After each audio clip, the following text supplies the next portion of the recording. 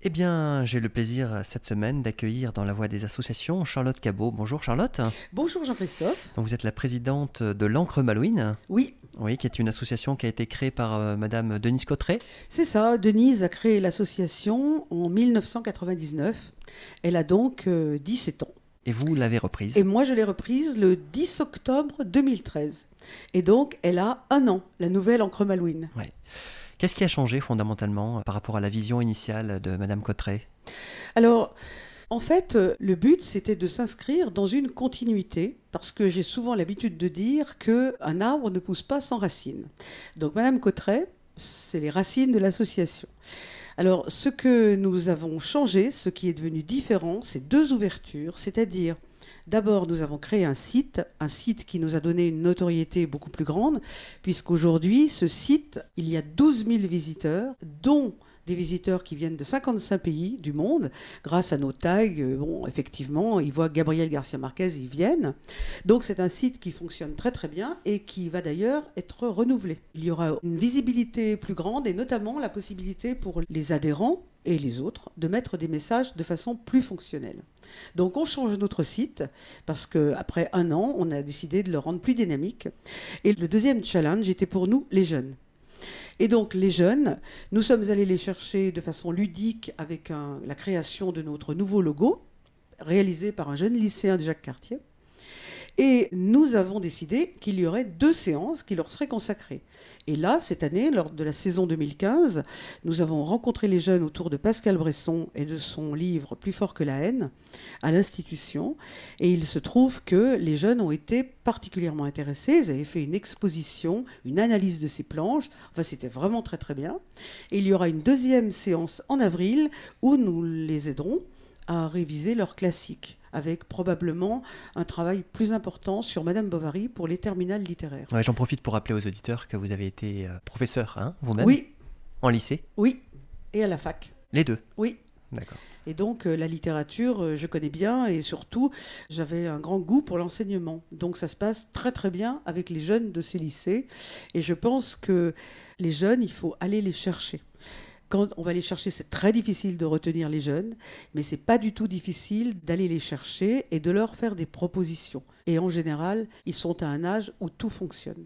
Donc, ce serait dommage que l'Encre Malouine se prive de ce public-là, même si aujourd'hui, nous n'avons pas encore d'adhésion de jeunes. Alors on va y revenir tout à l'heure, Charlotte Cabot.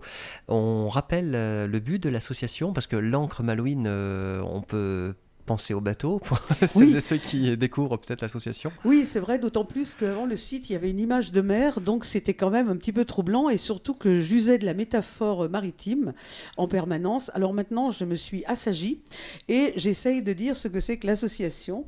Et c'est donc une association à vocation littéraire, qui, autour des livres, permet 3 sortes de débats, enfin des débats, autour d'un thème, mais aussi des tables rondes avec une réunion de plusieurs invités. La table ronde que nous avions fait au Terme Marin, une table ronde de femmes, a été un grand moment de partage pour nous. Et puis, c'est aussi des rencontres avec des écrivains. Mais je tiens beaucoup à ce qu'il y ait une rencontre entre les gens de l'Encre Malouine autour d'œuvres littéraires, comme ça va être le cas le 13 novembre, où nous allons parler de nos coups de cœur. Alors on a Brice Vautier, qui est le libraire de l'Étagère, et qui viendra parler de ses coups de cœur à lui, et chacun pourra échanger. Parce que ça me paraît important de garder ce moment de convivialité sans avoir un écrivain et se trouver de façon plus magistrale à l'écouter. D'accord. C'est vrai que c'est dans Lecture Plurienne, une émission que l'on diffuse une fois par mois, hein, Charlotte Oui, Cabot, que oui. vous intervenez, on va en faire la promotion.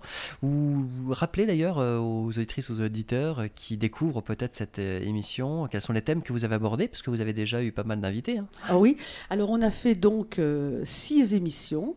On a fait 2 émissions avec Brice Vautier, une émission qui s'appelait Sacrifice et modernité. Alors nous prenons 2 œuvres littéraires et nous essayons d'éclairer un problème contemporain. Nous avons fait la théâtralisation de la mort, et là on avait parlé notamment de Lorenzaccio, mais aussi de Gabriel Garcia Marquez, et aussi du film Il était une fois dans l'Ouest. Nous avons fait une émission sur l'expression du romantisme avec une lycéenne extraordinaire, Clémentine Ariano, et nous avions parlé de Chateaubriand, forcément, et puis aussi d'Émilie Brontë et de la représentation du romantisme dans la sculpture, la peinture et tous les arts plastiques. Nous avons fait une émission avec Caterina Novazzi sur est-ce que l'art peut échapper à l'académisme. Autant de thèmes qui peuvent être traités et qui sont variés, diversifiés, mais en même temps qui permettent d'écouter un invité. Ce n'est pas une confrontation, c'est une rencontre pour parler de ces thèmes, comme la prochaine rencontre avec Pierre Chéridan, un vétérinaire de Saint-Malo, où nous allons parler de nos amis les bêtes, mais l'émission s'appellera Nos amis les bêtes, figure de style ou vérité. Parce qu'actuellement, on peut quand même se demander si ce sont vraiment nos amis les bêtes. Donc c'est un invité très différent qui prend très à cœur sa venue à RPV. Et nous préparons ça en ce moment. Oui, il y a Franz-Olivier Gisbert qui a écrit là-dessus aussi, je oui, crois. Alors on va parler de L'animal est une personne, mais on va parler aussi de ce merveilleux livre de Moussaïef Masson, Quand les éléphants pleurent, qui est un texte miraculeux, et du très très beau film de Bresson, Au hasard Balthazar. Balthazar étant un âne martyrisé, qui nous montre un petit peu, non pas le visage de l'âne martyrisé, mais le visage de ceux qui martyrisent. Et c'est ça qu'on voudrait dire. Oui, ça montre la diversité des sujets que vous abordez. Voilà. Ouais. On essaye d'être... C'est pour ça que ça s'appelle lecture plurielle. Parce que l'encre Malouine doit aussi aller vers ça, c'est-à-dire vers une lecture du monde qui permettra à chacun, à un moment ou à un autre, d'avoir son mot à dire et d'apporter sa pierre. Parce qu'une association élitiste qui ne réunirait que des gens très férus de littérature, qui auraient beaucoup lu et qui débattraient entre eux, à mon avis, c'est exactement le contraire du partage. Il faut vraiment que des gens qui n'aient pas lu viennent dire, voilà, moi j'ai bien aimé ça, mais peut-être je n'ai pas les mots pour le dire. Mais les mots viennent quand il y a des gens pour les écouter. Enfin, c'est comme ça que je ressens les choses. Absolument. Et d'ailleurs, vous avez comme ambition de poursuivre cette ouverture, déjà bien engagée, notamment vous déplaçant dans différents lieux de la ville, c'est ça ? Oui, c'est ça. On était à la bibliothèque Intramuros. Alors là, la bibliothèque ayant fermé, il faut bien trouver des solutions de remplacement. Donc nous allons en ce moment à la mairie de Paramé, nous allons à la maison des associations, mais surtout, nous essayons de déplacer les choses pour changer par l'espace un petit peu la forme. Par exemple, 11 décembre, où nous recevons Kébir Ami, qui est un écrivain marocain de très grande pointure. C'est un écrivain Gallimard, formidable, formidablement gentil, formidablement modeste. Eh bien, on va le recevoir à ce café dont je suis incapable de vous citer le nom de la rue Sainte-Barbe, un café du bout de la rue, du coin de la ville, en face du port, voilà. Entre autres. Et le patron de ce café nous réserve donc une place chez lui pour que nous puissions faire notre réunion sous forme de café littéraire. Nous irons aussi à l'Hôtel de l'Univers prochainement et au mois de juin, ce sera à la Passagère pour offrir à tout le monde un cadre différent parce que qui dit changer d'espace dit également changer d'esprit, modifier l'esprit. Absolument.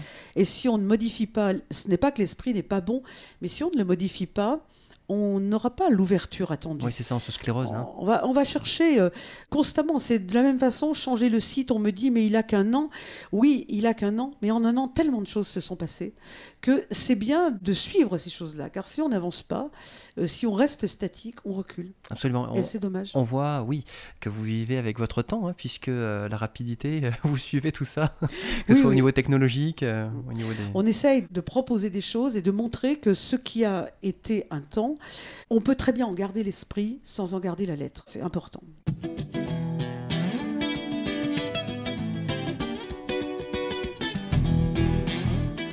Quelques chiffres, Charlotte Cabot, puisque vous présidez l'Ancre Malouine depuis un an maintenant. Le nombre d'adhérents est passé de 17 à 40. Exactement. Nous sommes à 40 adhérents et je peux même vous dire que la dernière adhérente, c'est quand même une grande joie pour moi, puisque c'est Annie Morvan, donc la traductrice et amie de Gabriel Garcia Marquez, qui, à la suite de notre réunion du 30 octobre, nous a dit « Je veux être membre bienfaiteur de cette association magnifique ». Donc je transcris ces mots, c'est pas moi la présidente qui le dit. Et donc elle a pris sa carte de bienfaiteur. Quand elle me l'a dit, je ne la croyais pas, parce que je me disais, c'est ce qu'on dit dans le moment de la fête. Oui. Mais non, c'est le lendemain, avant que je la raccompagne à la gare, où elle a pris sa carte. Elle est notre 40e adhérente, et nous sommes quand même très très fiers de ça. Et puis, il y a plus de 12 000 visiteurs sur le site. Donc, ce que j'attends, puisque maintenant, il nous faut des adhérents, parce que si nous n'avons pas d'adhérents, pour des cotisations plus que modiques, si nous n'avons pas d'adhérents, nous craignons pour notre survie. Donc c'est pour ça que nous faisons des prix très compétitifs. Qu'on peut nommer, oui. Bien sûr. Mentionner. On a une carte d'adhérents de 15 € pour les jeunes, les moins de 25 ans. On a une carte de 20 € pour tout le monde. 30 € si on veut être membre bienfaiteur. Alors je rappelle que 30 €, c'est le prix des autres associations faisant la même chose. Là, c'est une carte bienfaiteur. Et 35 € pour un couple. Donc pour 20 €, si je prends le tarif de base, on a droit à chaque mois quelque chose qui va de la rencontre autour de nos coups de cœur jusqu'à recevoir une personne des éditions du Seuil, comme ce sera au mois de mai, ou Annie Morvan, ou il y a Abel Ascri, ou des gens comme ça. Donc, je crois que ça vaut le coup. Et si on souhaite avoir des adhérents, c'est qu'on envoie des newsletters, mais quand il n'y a plus d'adhésion, on ne pourra pas les envoyer. Ce n'est pas du tout une menace, c'est simplement, il faut bien que nos adhérents aient un bénéfice. Donc, on l'envoie quelque temps, et puis après, on l'envoie à ceux qui ont adhéré et qui nous soutiennent, ce qui est normal. Cela dit, on a le droit de ne pas adhérer à l'Ancre Malouine. Oui. Alors, l'Ancre Malouine s'adresse à tous, hein, qu'on soit déjà passionné de littérature et un grand lecteur ou une grande lectrice, et aussi celles et ceux qui s'intéressent à la vie locale, qui s'intéressent à la culture, qui veulent faire partie de cette dynamique finalement. Oui, c'est vrai qu'on avait tendance à croire que l'Ancre Malouine était quelque chose d'assez élitiste. Il fallait être un professionnel de la lecture, lire énormément, connaître énormément d'auteurs, et on se réunissait un peu en cénacle. Ce cénacle, moi, j'ai eu très très peur de ce cénacle, et très très peur aussi de rester entre soi, c'est-à-dire finalement, quand on reste entre soi, il ne se passe jamais grand-chose. Donc on a essayé d'ouvrir, c'est-à-dire de dire que des gens qui ont envie de discuter avec nous, de partager, mais qui ne sont pas des grands lecteurs, qui n'ont pas de livres chez eux, qui ne connaissent pas la littérature, mais qui tout d'un coup se sentent concernés par un problème. Par exemple, le livre de Franz-Olivier Gisbert, L'animal est une personne. Bon, j'ai un animal chez moi, ça me scandalise ce qui se passe. Eh bien, on a le droit de venir dire ça à l'Ancre Malouine, de la même façon que l'Ancre Malouine s'ouvre à toutes sortes de lectures du monde. Alors, on est une association littéraire, mais que je sache, la littérature, il faut bien prendre ce mot à la littéra, à la lettre, c'est-à-dire que la littérature, c'est le livre, mais c'est aussi tout ce que disent les livres, tous les problèmes qu'ils éclairent. Et donc, être à l'Ancre Malouine, c'est, et je voudrais que ce soit, une porte ouverte sur le monde. C'est un moment citoyen aussi, lorsqu'on vient, lorsqu'on parle, on échange, on se confronte aux autres. Alors, c'est très agréable parce que chacun a la parole, il y a une écoute formidable, c'est-à-dire qu'il n'y a pas de gens qui font leur numéro, il y a une écoute, on fait part de ses émotions. Il y a eu des gens qui se sont mis à pleurer à l'Ancre Malouine devant un livre. Il y a des choses qui sont dites et qui sont dites en général d'une manière extrêmement amicale. On n'est pas dans la confrontation. On est dans son point de vue. Chacun énonce son point de vue. Et quelquefois, un point de vue énoncé fait dire aux gens en sortant « j'avais pas vu les choses sous cet angle-là ». Moi, ce que je voudrais proposer, c'est cette diversification des points de vue.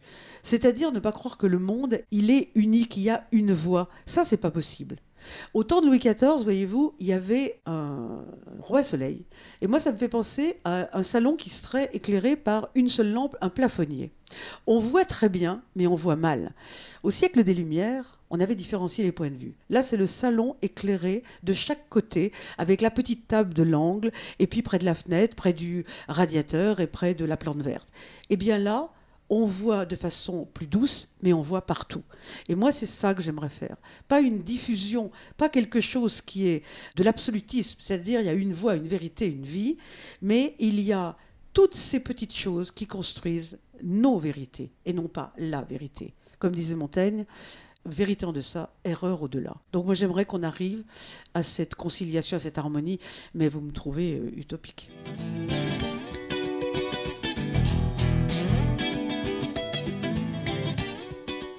Alors il y a des valeurs, effectivement, on parlait d'utopie, ceci dit c'est ça qui permet de faire avancer les choses aussi. Oui, hein oui, c'est vrai qu'on partage ces valeurs de convivialité, qui est une grande valeur pour nous, et aussi l'autorisation pour chacun de dire ce qu'il est, comment il sent, sans que ce soit l'objet du jugement des autres.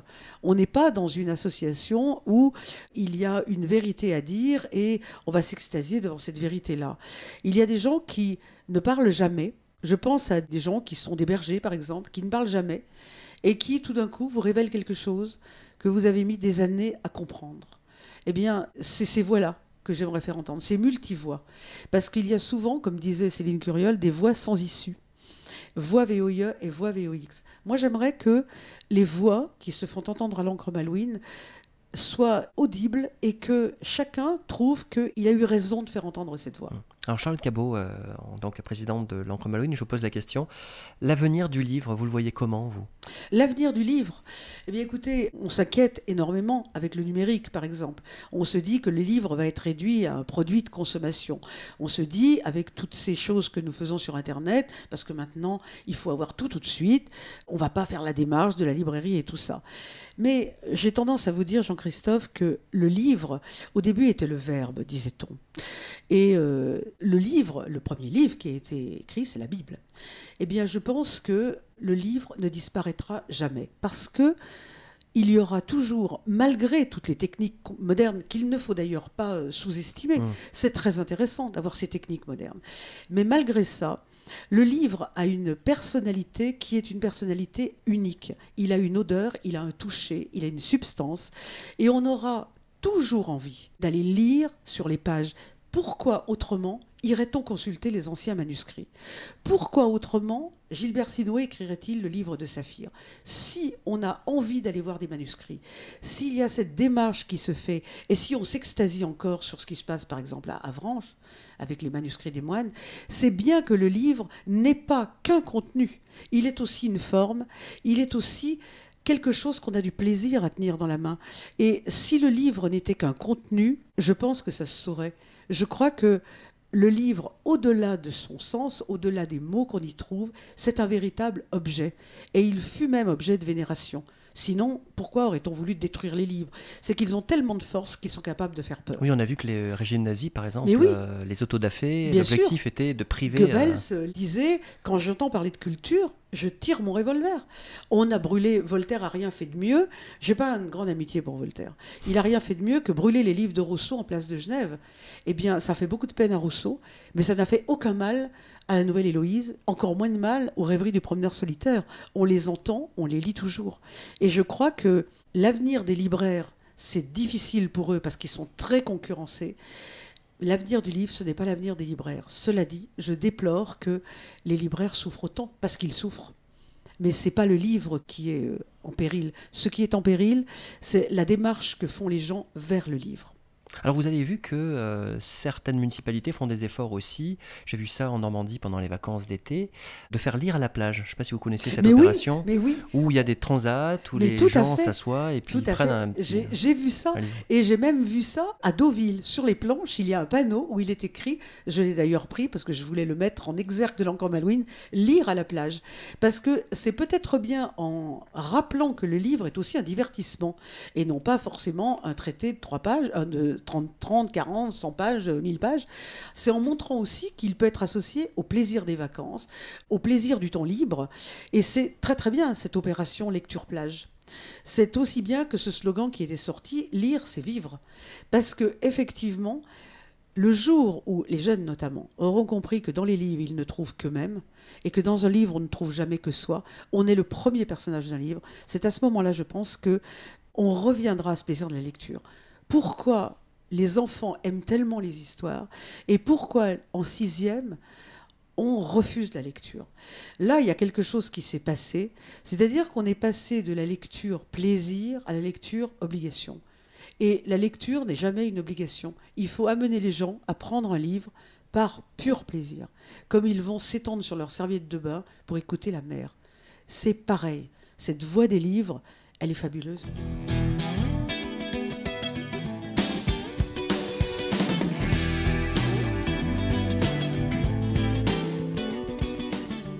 La voix des associations, c'est sur Radio Parole de Vie. Quels sont, selon vous, Charlotte Cabot, vous qui avez travaillé avec les jeunes notamment, on en a parlé tout à l'heure, quels sont les écueils principaux, quelles sont les idées préconçues qui sont comme des freins comme ça pour arriver à lire ?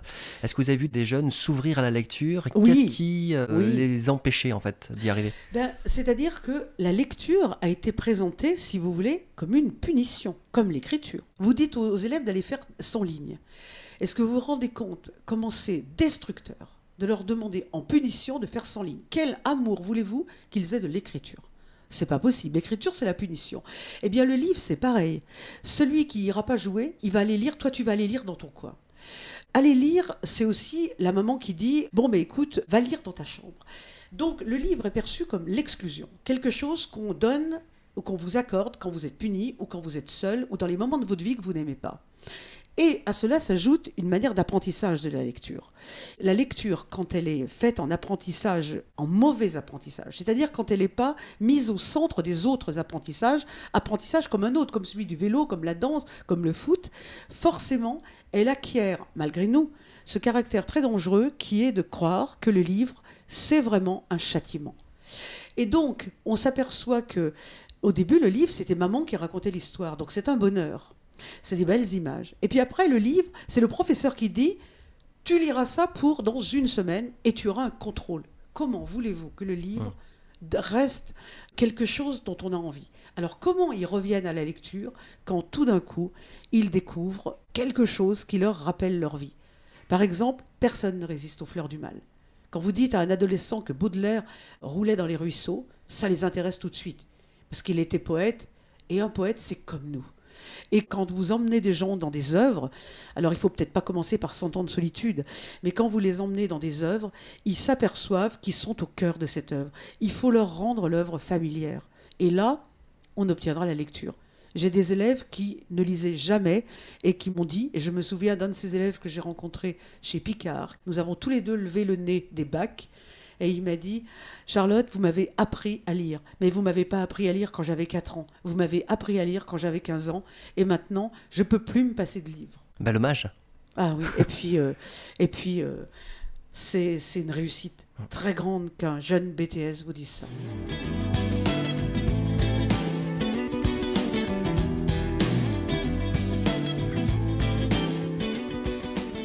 Et l'acte d'écrire, est-ce qu'il est consécutif justement à cette découverte, redécouverte ? Ah oui, je pense. Ouais. Je pense qu'on ne peut pas lire sans écrire et on ne peut pas écrire sans lire.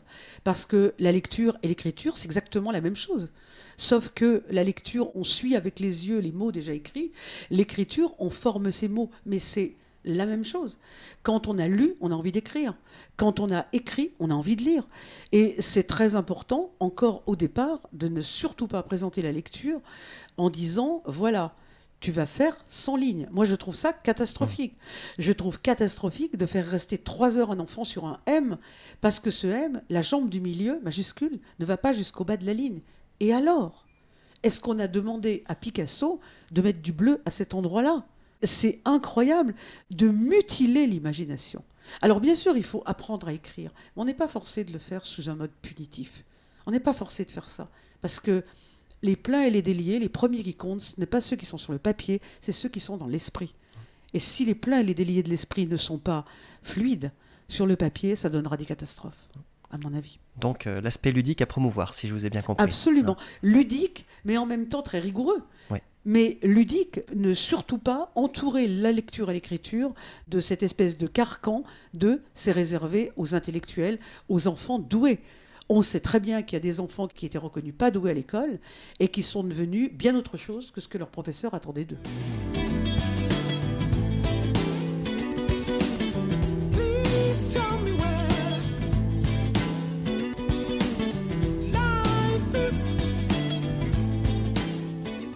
Alors Charlotte Cabot, on va rappeler qu'on peut aller faire un tour sur votre site, le Oui. site de l'Encre Malouine, qui est Oui. www.encremalouine, donc bien sûr encre avec un E, hein, c'était par rapport au petit jeu de mots de tout à l'heure, encremalouine.wordpress.com. Alors là on tombe sur un magnifique site, Oui. vivant, donc vous l'avez dit, hein, il va être refondu, donc Oui. il va être encore mieux bientôt. En tous les cas, on trouve aussi bien sûr l'avis de l'association, comment adhérer, enfin les contacts, et des vidéos. Alors, on retrouve notamment les émissions lecture plurielle, hein, Tout à fait. pour celles et ceux qui les ont manquées sur Radio Parole de Vie. Tout hein. à fait, on les retrouve. Mm. Et on retrouve aussi tout ce qui a été fait avec les commentaires des gens. Tout ce qui a été fait depuis le début, on a en première page recherché, ce qui nous permet de ne pas chercher des articles pendant 1000 ans. On met Gabriel Garcia Marquez, là on tombe sur plein de choses en général. Et on a changé notre image, c'est-à-dire qu'on a voulu mettre le lecteur, les gens qui viennent sur le site, dans la position de la personne qui lit. Donc c'est un livre dont on voit juste le début, avec au fond un nuage et la mer, puisque nous sommes à Saint-Malo. Et donc sur ce site, on a voulu en faire quelque chose de très convivial, qui permet aux gens, enfin qui trouvent les gens trouvent toutes nos coordonnées, mais en même temps, ils peuvent voir un petit peu l'évolution des choses, comment ça s'est passé, ce qui est intéressant. Il y a notamment un onglet qui s'appelle Lumière sur les artistes, où nous donnons la parole à des gens qui ne sont pas connus, qui peignent, qui font de la musique. On essaye de promouvoir les gens autour de nous, parce que c'est essentiel qu'on se rende bien compte que il ne s'agit pas de faire du parisianisme, il s'agit de faire entendre des voix qui ne veulent pas s'exprimer, mais qui existent et qui ont quelquefois des choses à dire qui nous bouleversent. Donc c'est pour ça qu'on a fait tous ces onglets, avec également une galerie photo. Absolument, et puis il y a une adresse, l'encremalouine@gmail.com. Voilà, c'est ça. Et pour vous contacter, il y a même un numéro. C'est toujours le numéro de téléphone qui est sur le site. Il n'y a aucun problème, on est là en direct, tout va bien. Très bien, et vous êtes très réactif, effectivement. Quelque chose à rajouter pour conclure l'émission, écoutez, je voudrais dire, Jean-Christophe, quand même, que nous avons trouvé avec votre radio, Radio Parole de Vie, des partenaires qui sont vraiment assez exceptionnels. C'est-à-dire que votre radio est une radio qui est très ouverte et qui dit plein de choses. On y trouve toutes sortes d'émissions. Alors, il y en a qui s'attacheront plus à certaines, d'autres plus à d'autres.